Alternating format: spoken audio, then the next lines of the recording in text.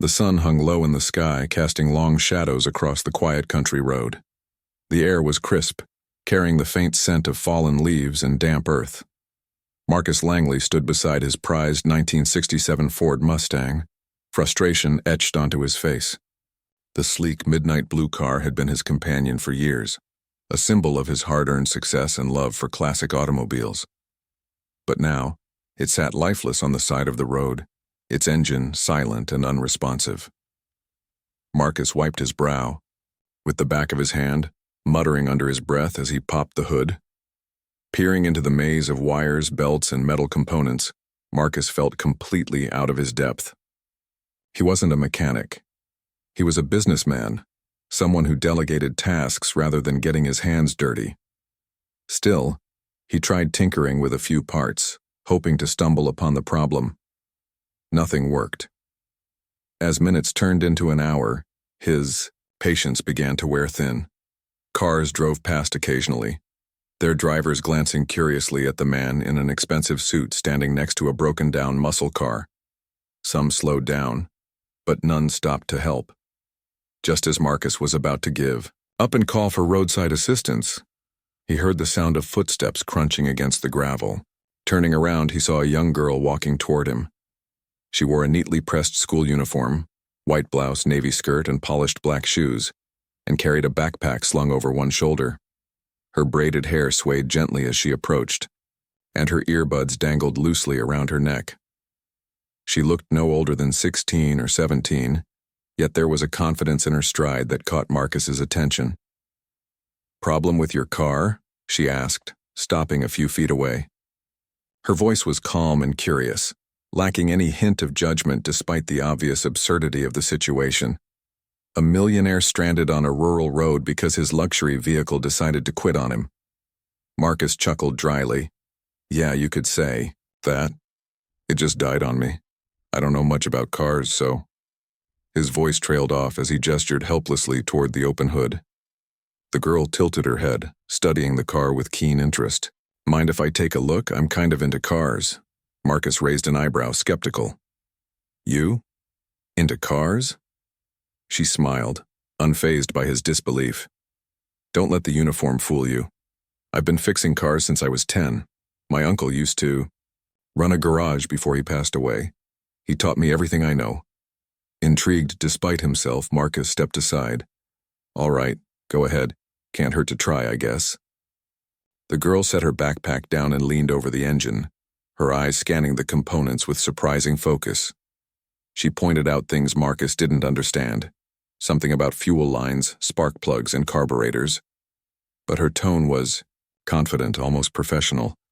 After a few moments, she straightened up and turned to him. "It's the carburetor," she said matter-of-factly. "It's clogged. If we clean it out, the car should start right up." Marcus blinked in astonishment. "Are you serious? How do you even know all this?" She shrugged modestly. "Like I said, my uncle taught me. Plus, I watch a lot of videos online. Cars are cool, you know?" Her casual demeanor made Marcus smile for the first time that day. There was something refreshing about her straightforwardness and lack of pretense. For a moment, he forgot about his ruined schedule and the looming deadlines waiting for him back in the city. Instead, he found himself genuinely interested in what this young stranger had to say, and how she might save the day. With the diagnosis clear, the girl, Amara, as she introduced herself, wasted no time getting to work. She opened her backpack and pulled out a small toolkit, its contents neatly organized in labeled compartments. Marcus watched in amazement as she selected a wrench and began loosening bolts with practiced ease. Her movements were precise, confident, and efficient, as though she'd done this 1,000 times before. "You come prepared," Marcus remarked, leaning against the side of the Mustang. "Not many teenagers carry around tools like that." Amara grinned without looking up. "You never know when you'll need them. My mom always says it's better to be ready for anything." As she worked, Marcus couldn't help but ask more questions. "So, how does someone your age get so good at fixing cars? I mean, most kids are into phones or video games these days." Amara paused for a moment, wiping her hands on a rag before answering. "Well, my uncle had a garage where I spent a lot of time growing up. He didn't have kids, so he treated me like his own. He said I had a knack for understanding how things worked. When he passed away, I promised myself I'd keep learning everything I could about cars. It's kind of my thing now. Her voice softened when she mentioned her uncle, and Marcus noticed a flicker of sadness in her eyes. But just as quickly, it was gone, replaced by determination as she focused back on the task at hand. She explained what she was doing step by step, pointing out parts of the engine and describing their functions. To Marcus, it all sounded like another language: fuel injectors, gaskets, vacuum lines. But Amara made it sound simple. After about 20 minutes, she stepped back and wiped her forehead with the back of her hand. "All right, give it a try. Now," she said, motioning toward the driver's seat. Marcus hesitated, unsure if he believed the problem was really fixed. Still, he climbed into the car and turned the key. The engine sputtered at first, but then roared to life, smooth and steady. A wave of relief washed over him as he revved the engine a few times, the familiar growl of the Mustang filling the air. He stepped out of the car, grinning ear to ear. "You're amazing. Seriously, I can't thank you enough. How much do I owe you?" Amara shook her head firmly. "Nothing. Just glad I could help. Besides, it's not every day I get to work on a classic like this." She gestured toward the Mustang with genuine admiration. "This baby's got soul." Marcus chuckled, impressed by her passion. "Well, I insist on doing something. Dinner? Coffee? Anything?" She thought for a moment, then smiled. "Actually, there is one thing. Promise me you won't forget about girls like me. Kids who want to learn and do big things but don't always get the chance." The sincerity in her words struck Marcus. He nodded slowly, feeling a pang of guilt. For all his wealth and success, he realized he hadn't done much to give back to people like Amara, young, talented individuals brimming with potential but held back by circumstances beyond their control. "I promise," he said earnestly. "And hey, if you ever need anything, tools, advice, connections, you let me know, okay?" Amara nodded, her smile widening. "Deal." As they packed up her tools and closed the hood, Marcus found himself reluctant to leave. There was something magnetic about Amara, her intelligence, her humility, her quiet strength. She reminded him of someone, though he couldn't quite place who. Before driving off, he handed her his business card. "In case you change your mind about that coffee or anything else." Amara tucked the card into her pocket and waved as he drove away. Watching the Mustang disappear down the road, she felt a strange sense of pride. Not because she'd saved the day, but because she'd proven once again that knowledge and hard work could open doors, even ones you didn't expect. As Marcus drove away, his mind kept drifting back to Amara. There was something about her that lingered in his thoughts. Her confidence, her passion, the way she carried herself with a maturity far beyond her years. It wasn't just her mechanical skills that intrigued him, it was her story. He found himself wondering what kind of life she led, what challenges she faced, and how someone so young could be so determined. The next day, unable to shake his curiosity, Marcus decided to visit the address Amara had mentioned when they parted ways. She'd told him she lived nearby, and though he hadn't planned to intrude, he felt drawn to learn more about her. After all, she had done him a huge favor, and he wanted to repay her kindness not with money, but by understanding who she was. When Marcus arrived at the small house on the edge of town, he was struck by its simplicity. The paint on the walls was peeling, and the garden was overgrown, but there was a warmth to the place that made it feel inviting.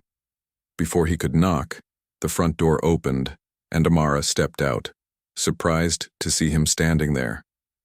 "Mr. Langley," she said, her eyebrows raised. "What are you doing here?" Marcus smiled sheepishly. "I hope I'm not interrupting anything. I wanted to thank you again for yesterday and maybe get to know you better." Amara hesitated for a moment, then nodded. "Sure. Come on in."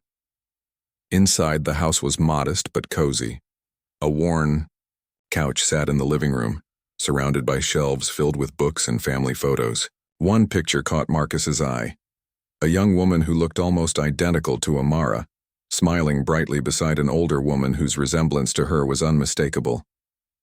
That's my mom, Amara explained, noticing where his gaze had landed. And that's my grandmother, Evelyn. She passed away last year. I'm sorry to hear that, Marcus said softly, sensing the weight behind her words. Amara shrugged, trying to hide the sadness in her voice. It's okay. She was amazing. Taught me everything I know about being strong and chasing my dreams. As they sat down, Amara began sharing bits of her life. She talked about growing up in the house with her mother, Tanya, who worked long hours as a nurse to provide for them. Money was tight. But Tanya always encouraged Amara to focus on her education and pursue her passions. Fixing cars had started as a hobby, inspired by her late uncle, but it quickly became a dream. She wanted to study engineering and design vehicles that were both beautiful and functional. But college is expensive, Amara admitted, her voice tinged with frustration. Scholarships help, but they're not enough. Sometimes it feels like no matter how hard I work, there's always something holding me back. Marcus listened intently, his heart aching for her.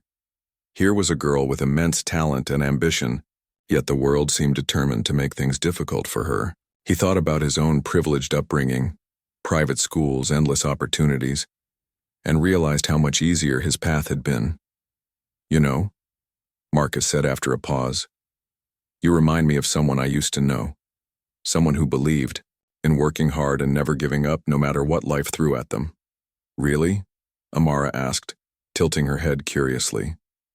Who? Marcus hesitated, unsure why he felt reluctant to answer. Instead, he changed the subject. Tell me more about your plans. What kind of cars do you want to design? Her face lit up instantly. Oh, I want to create cars that are eco-friendly but still have personality. You know, something that combines technology and style.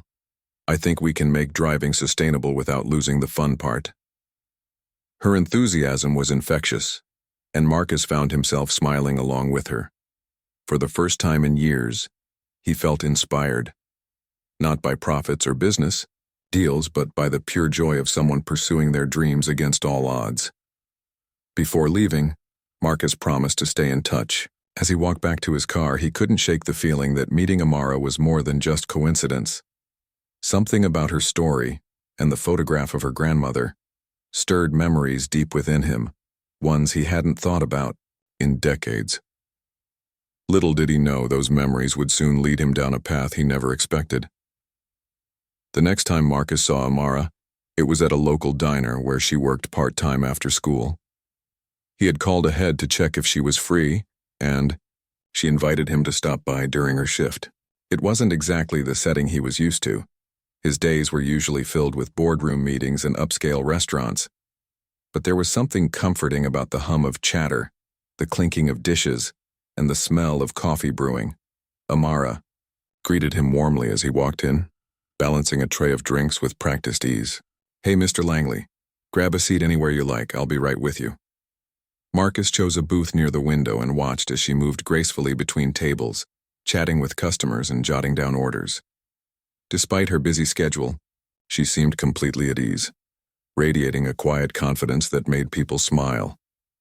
When she finally sat across from him during a brief break, Marcus noticed something he hadn't before. A simple gold ring on her right hand.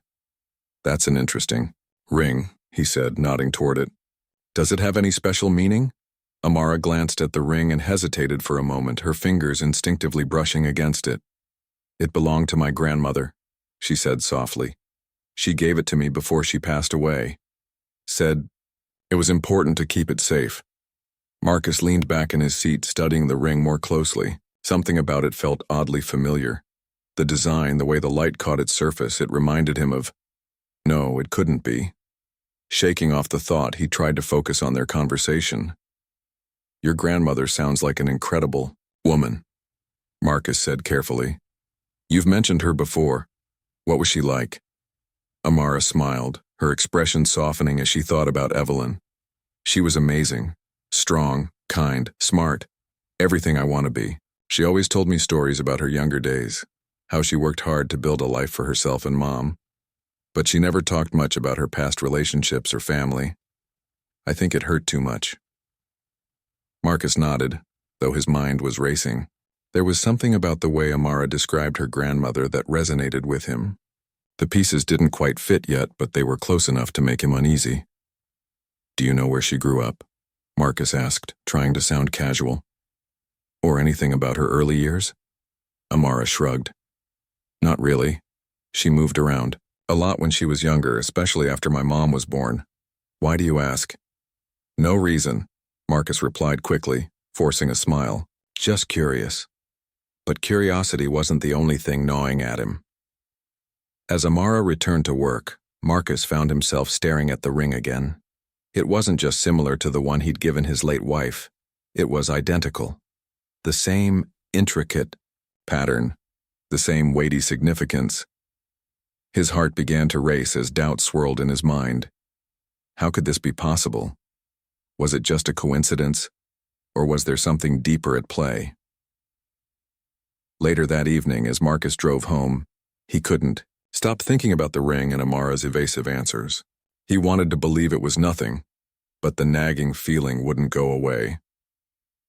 Determined to find out more, he decided to dig into Evelyn's history, not just for answers, but because he owed it to himself to understand why the memory of someone so important to him had resurfaced through a stranger.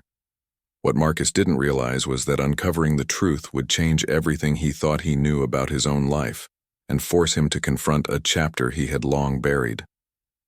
That night, Marcus couldn't sleep. The image of the ring on Amara's finger kept flashing in his mind, refusing to let him rest. It wasn't just its resemblance to the wedding band he'd given his late wife. It was the weight of what it might mean. Could Evelyn, Amara's grandmother, really be connected to him? And if so, how? The questions swirled endlessly, leaving him no choice but to seek answers. The next morning, Marcus decided to visit Amara's house again.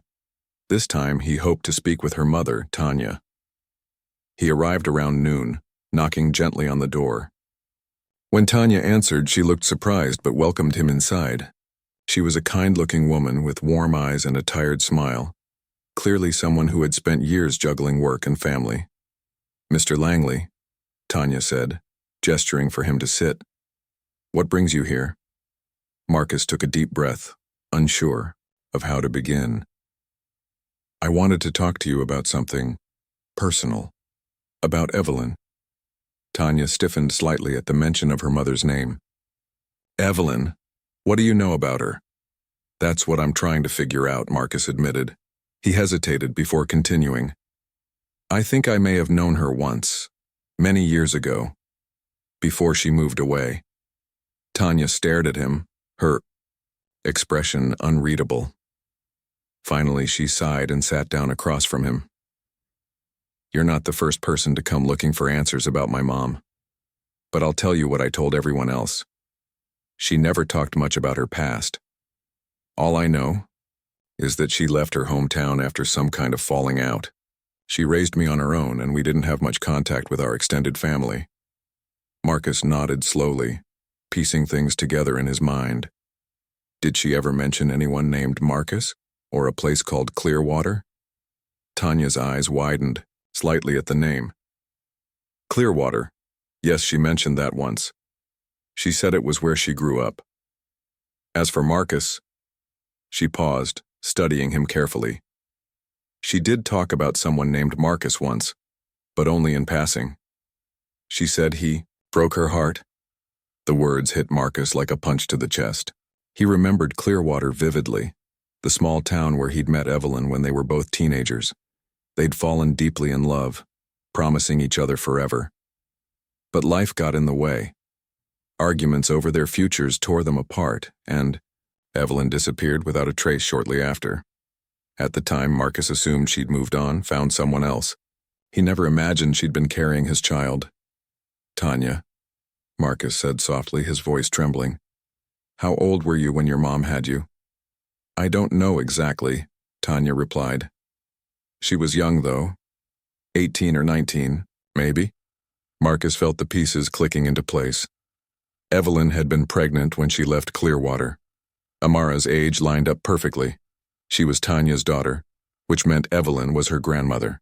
And if Evelyn had been carrying his child, "I think I need to say something," Marcus said, his tone heavy with emotion.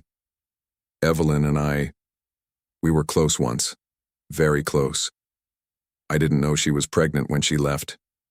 If I had... Tanya's face softened as realization dawned. You're saying you're my father? The room fell silent except for the faint ticking of a clock on the wall. Marcus nodded, tears welling up in his eyes. I didn't know, Tanya. I swear I didn't. If I had, I would have done everything I could to find you both. Tanya looked down at her hands, processing the revelation. After a long moment, she spoke. Mom always said she kept quiet about you because she didn't want to burden us. She wanted us to focus on building our own lives, but sometimes I think she still hoped you'd find us. Marcus wiped his eyes, overwhelmed by guilt and regret. I should have tried harder to find her. Instead, I let pride get in the way. Then the front door opened and Amara walked in, stopping short when she saw Marcus sitting with her mother. What's going on? She asked, glancing between them. Tanya stood up and placed a hand on Amara's shoulder. There's something you need to know, sweetheart. Mr. Langley isn't just a stranger who needed help with his car, he's your grandfather. Amara froze, her eyes widening in shock. For a moment, no one spoke. Then quietly she whispered, My grandfather? Marcus rose from his seat and took a step toward her. If you'll let me, I'd like to be part of your life, part of this family. As the truth sank in, Amara felt a mix of emotions, confusion, disbelief, and even a flicker of hope. Her world had shifted in an instant, but somehow it felt like the beginning of something new. Amara stared at Marcus, her mind racing as she tried to process what she'd just heard. Her grandfather. The word felt foreign on her tongue, like trying to fit a puzzle piece into the wrong spot. She glanced at her mother, Tanya, who gave her a small, reassuring nod. But even with that confirmation, Amara struggled to reconcile the image of this wealthy stranger with the idea of family. I don't understand, Amara finally said, her voice barely above a whisper. Why didn't anyone tell me? Tanya sighed, sitting down beside her daughter and wrapping an arm around her shoulders. Your grandmother made me promise not to say anything. She didn't want you growing up thinking about what could have been, about people who weren't in our lives. She wanted us to focus on each other. Marcus stepped closer, his expression filled with regret. I can't change the past, Amara. I didn't know about you or your mom until now. But I'm here because I want to make things right, if you'll let me. Amara looked at him skeptically, crossing her arms over her chest. How do I know this isn't just guilt talking? You show up out of nowhere, fix some broken car, and suddenly you're my grandfather. That doesn't work like that. Her words stung, but Marcus nodded, accepting them without argument. You're right. I can't expect you to trust me just because I say so. All I can do is prove it, to both of you, if you'll give me a chance. For a long moment, no one spoke. The room was heavy with unspoken emotions. Anger, sadness, hope, all tangled together. Finally, Amara broke the silence. Prove it how? Marcus hesitated, then smiled faintly. By being there. For starters, I know you've been worried about college. Let me help with that. Not as charity, but as your grandfather. It's what Evelyn would have wanted. Amara's eyes narrowed. I don't need handouts. It's not a handout, Marcus replied firmly. It's an investment. In your future. In your dreams. Isn't that what families do? Support each other? Tanya chimed in gently. Sweetheart, maybe we should hear him out. This isn't easy for him either. Amara glanced between her mother and Marcus, conflicted. On one hand, she resented the years they'd missed, the birthdays, holidays, and milestones he hadn't been part of. On the other, she couldn't deny the sincerity in his voice or the way he seemed genuinely interested in making amends. Fine, she said after a pause, her tone softening slightly. But this doesn't mean I forgive you. Not yet. Marcus nodded, relief washing over him. That's fair. Forgiveness takes time. I just want to earn it. Over the next few weeks, Marcus kept his promise. He paid for Amara's college tuition, ensuring she wouldn't have to sacrifice her education due to financial struggles. More importantly, he made an effort to be present in her life. They spent weekends working on cars together, restoring old models in Marcus's garage. Each project brought them closer, giving them space to talk and laugh and slowly build trust. One evening, as they sat side by side under the glow of a hanging lamp, Amara finally opened up. "You know," she said quietly, "Grandma used to tell me stories about a man she loved once, someone who broke her heart. I always thought it was just part of her past, something she left behind. But now," Marcus swallowed hard, guilt tightening his chest, "I wish I could go back and change things. I hurt her and I hurt you and your mom too. I'll spend the rest of my life making up for that if I have to." Amara studied him for a moment, then smiled faintly. "Maybe we can start fresh. No promises, though. You've got a lot to live up to." Marcus grinned, feeling a flicker of hope for the first time in years. "Deal." As they returned to their work, laughter filling the air, it became clear that while the road ahead wouldn't be easy, they were ready to walk it together, one step at a time. Months passed, and the bond between Marcus and Amara grew stronger with each shared moment. What started as tentative steps toward reconciliation blossomed into something genuine, a connection neither of them had expected, but both desperately needed. For Marcus, it was a second chance to be the father and grandfather he never knew he could be. For Amara, it was an opportunity to understand her roots and find support in ways she hadn't dared to dream. Their weekends became a ritual, mornings spent tinkering on cars in Marcus's garage, afternoons exploring local auto shows or visiting museums dedicated to automotive history. Amara loved watching Marcus light up when he talked about classic cars, his eyes sparkling with nostalgia. In turn, Marcus marveled at Amara's creativity, how she sketched designs for futuristic vehicles that combined sleek aesthetics with sustainable technology. They were 2 generations apart, yet their shared passion bridged the gap effortlessly. But it wasn't just about cars. Slowly, Marcus began opening up about his own life, the mistakes he'd made, the regrets he carried, and the lessons he'd learned along the way.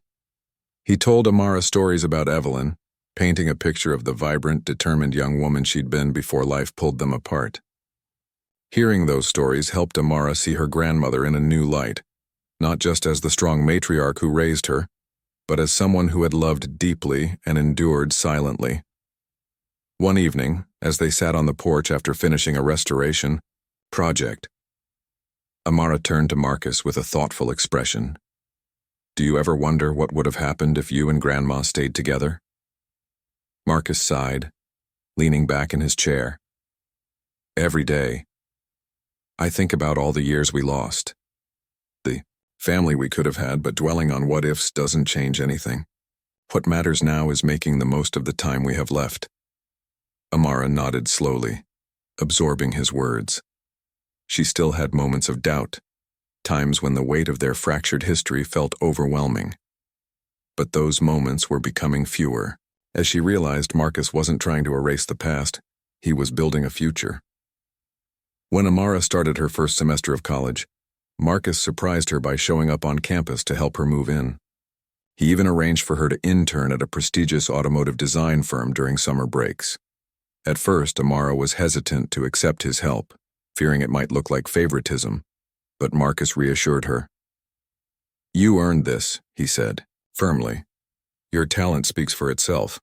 I'm just giving you the tools to shine." By the end of her sophomore year, Amara had become a star student, earning accolades for her innovative designs. Her professors praised her ability to blend functionality with style, while her peers admired her humility despite her success. Through it all, Marcus remained her biggest cheerleader, attending every award ceremony and celebrating every milestone. Yet, amidst the triumphs, there were also quiet, tender moments that solidified their relationship. One night, after a particularly grueling exam week, Amara called Marcus unexpectedly. "Can we go for a drive?" she asked. Without hesitation, Marcus picked her up in the restored Mustang, and they cruised along winding roads under a blanket of stars. Neither said much, but the silence spoke volumes, a testament to the trust and comfort they'd built. As graduation approached, Amara found herself reflecting on how far she'd come. Once a girl struggling to balance dreams and responsibilities, she now stood on the brink of achieving everything she'd worked for. And while she knew her hard work had gotten her there, she couldn't deny the role Marcus had played in supporting her journey. On the eve of her graduation, Amara handed Marcus a small box wrapped in plain paper. Inside was the gold ring her grandmother had given her. "I want you to have this," she said softly. "It belongs with you." Marcus stared at the ring, tears welling up in his eyes. "Are you sure?" Amara nodded. "It's not just a piece of jewelry. It's a symbol of our family, of where we came from and where we're going. You should keep it safe." In that moment, Marcus realized something profound. The wounds of the past hadn't disappeared, but they no longer defined him. Instead, they had paved the way for healing, for redemption. Together, he and Amara had forged a legacy rooted in love, resilience, and hope. The day of Amara's graduation arrived, bright and full of promise. The university's sprawling lawn was alive with laughter, applause, and the rustle of robes as graduates lined up to receive their diplomas.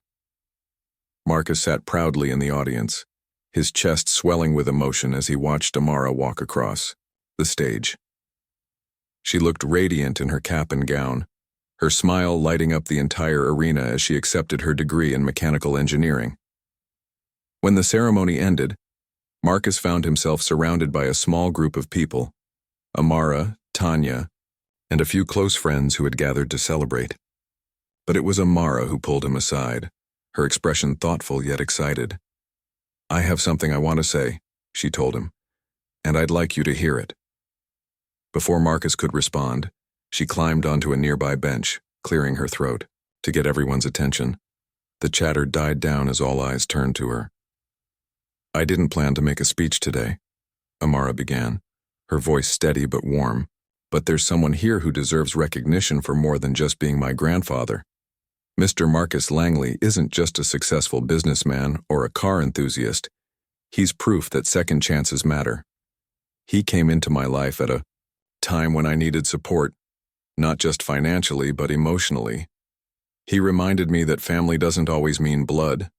Sometimes it means choosing to stand by each other, even when the road is tough." She paused, glancing at Marcus with a grin.